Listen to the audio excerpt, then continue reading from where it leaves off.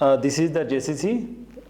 Founder of the JCC is the Edward Jackson. So we have JCC power of 0.25, 0.5, 0.75 till 1 we have JCC. So here in JCC, this is the rod, okay, and this is the optics. So we have the glass here, and from the rod, this marking, there is two principal markings are there. So it is 45 degree apart from this handle.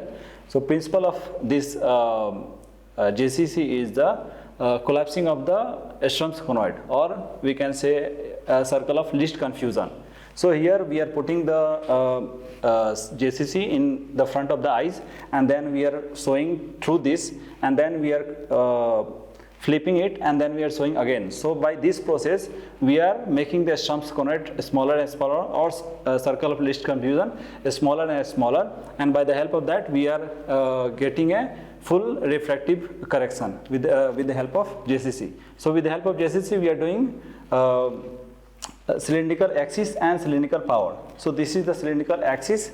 So we are finding in the patient eye whatever the cylinder axis is present in the patient eye, and we are finding it with the help of this JCC, and we are finding the refractive power also. Okay. So guys, I am going to show you the full practical how to do during the subjective refraction. So till that time, you should know this. This is the JCC, and the principle of the JCC you should know, and the use of the JCC. Okay. So I am going to show you in the practical how to do it practically. Thank you so much.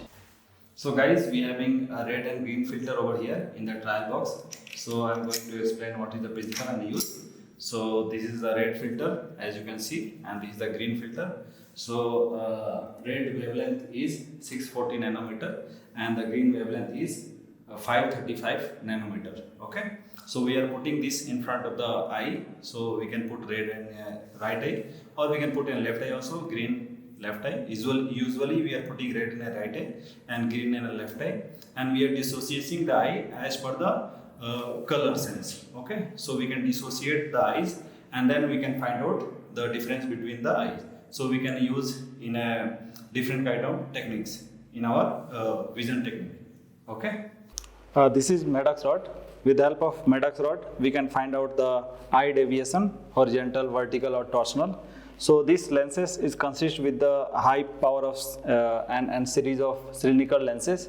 So it's a multiple lenses are there, and it is high in power. So it will bend the light, and it is red in color. So whenever we are doing the deviation tests, so if there is a horizontal deviation, so we have to keep it horizontally itself.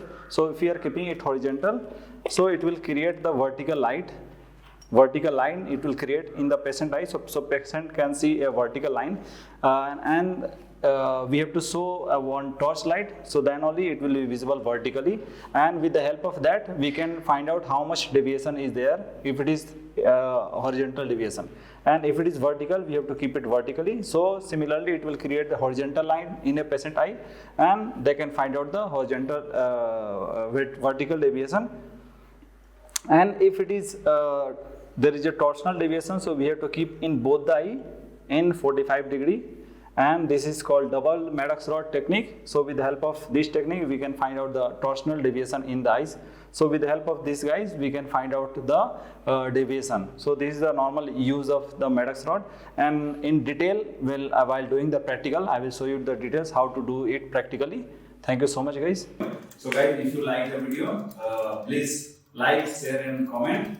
Okay, thank you so much.